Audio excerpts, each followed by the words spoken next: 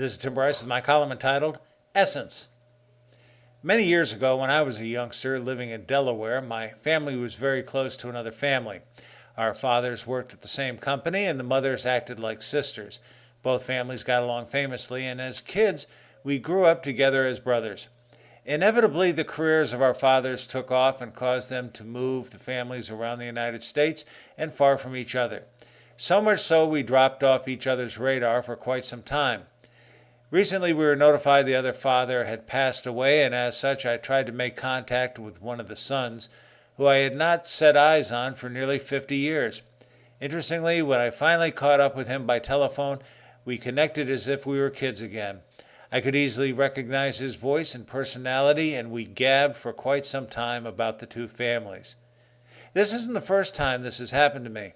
I have old friends from junior high school in Chicago, high school buddies in Cincinnati, and college fraternity brothers I still am in contact with, and in all instances, we basically pick up where we left off as if time was irrelevant. I've always marveled at this phenomenon and credit it to the awareness of the other person's essence, meaning an acute understanding of what makes the other person tick, a kind of DNA for personality traits. I believe when we are young, we are more in tune with the fundamental personality of others, such as their morality, judgment, habits, intelligence, interests, and so on. Let me give you an example. Years ago, when I went back to Cincinnati for my 20th high school reunion, everyone had obviously grown up and moved on, but I still had an intuitive understanding of each person. With rare exception, those who were jerks back in high school were still jerks 20 years later, and those who were decent people turned out just fine.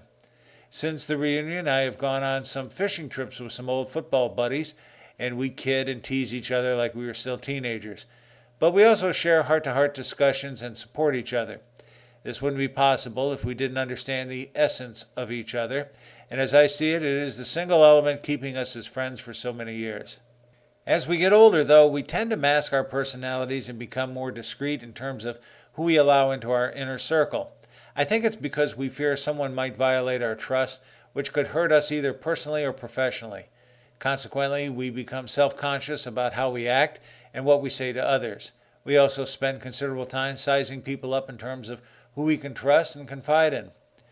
Our understanding of essence is also based on group dynamics. For example, in school we had to rub elbows with a lot of different people in different settings. For example, different classes, clubs, and sports. The more closely we had to work together towards common goals, the more inclined we were to rely on each other, and as a result, came to understand our strengths and weaknesses. Those serving in the military also experienced this phenomenon and developed strong bonds as well.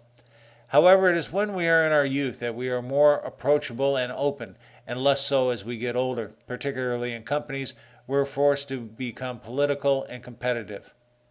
I have an old friend in Atlanta I have known for 45 years now.